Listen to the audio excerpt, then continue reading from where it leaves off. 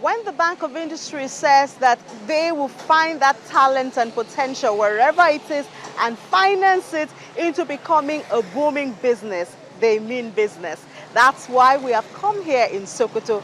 BOI Weekly brings you this episode from the northwest of Nigeria. And who have we come to look for here?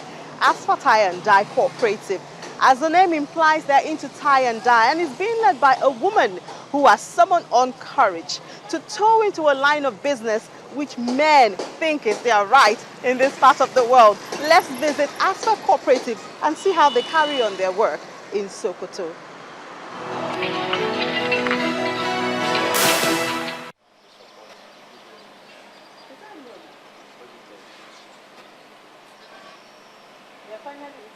It's an available space in number 2 Nahuche Close on Zuru Road in the capital city of Sokoto.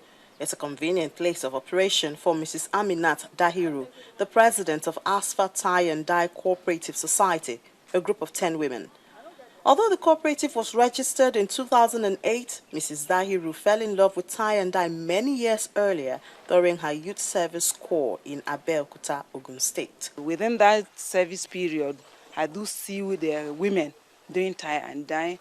While before I went to Abeokuta in Sokoto, it is only men that does it. If you see women doing dyeing, they are not originally from here. Probably might have come from the south. The Yorubas who live here do it, and they are not doing it on a large scale basis like doing it like for the large scale business we are doing it now.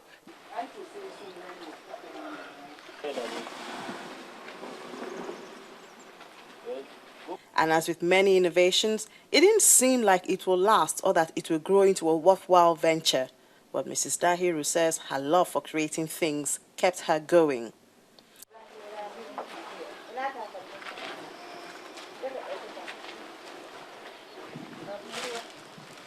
She spread her passion to not just the women in our cooperative, but the young men in the area have been creatively and gainfully employed, her son included. Most of the time, she just supervises as they carry on the process, which begins with mixing of the chemicals. You can add the hydrosulfide, add the soda, add the dye stuff itself all in one, pour in the boiled water. You have your boiled water already, then you pour it, then you mix, then you immerse the fabric you want to dye. Then, so the problem I noticed in doing that was sometimes if you are not fast in turning, you end up getting patches, unwanted patches. If you are doing that, is the plain dyeing. You know, the tie and dye is different from the plain dyeing. So mostly we use the plain dyeing here. It's mostly the plain dyeing.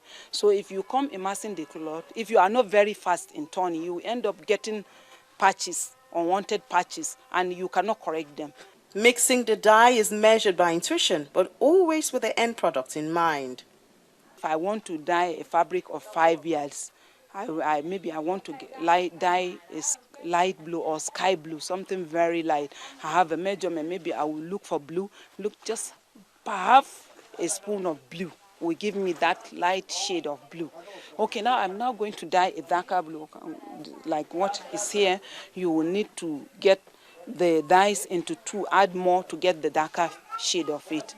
Immerse the fabric into the dyes. For plain dyeing, it's somewhat straightforward, as the materials are then immersed into the solution,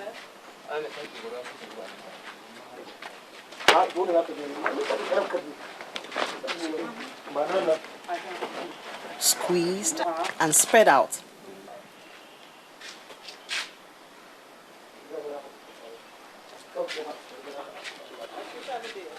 After losing part of the wetness, it's dipped in a starch solution. This, they say, makes the material shine and not lose its brightness.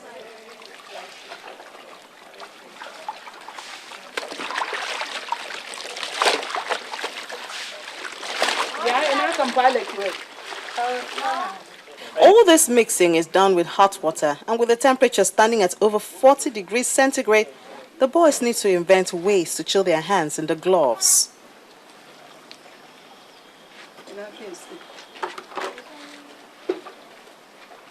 Tie and dye is a bit more dramatic, beginning with tying of the material, which has different methods. depending on the intended style. There's the one which the material is tied with thread. There's another which the material is twisted on the floor. And there's the style which the women are involved in. They patiently pick the material at different points and tie.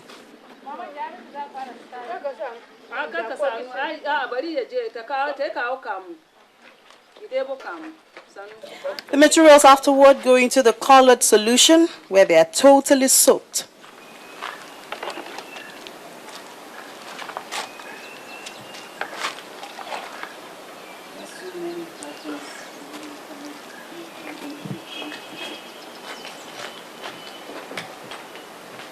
Then it's loosened. So let's see you remove.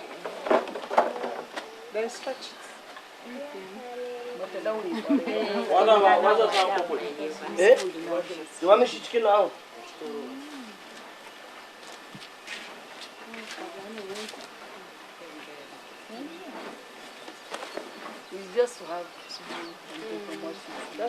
And spread out in the sun. This is the spider.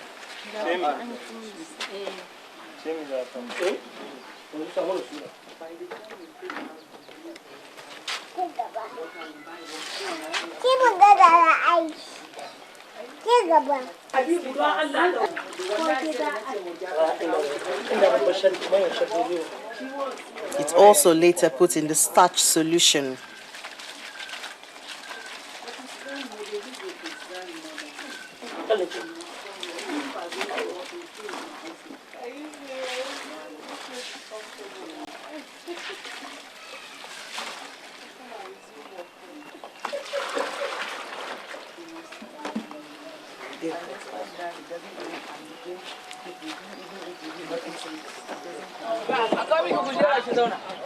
When the material is totally dry, it goes to the beating stage.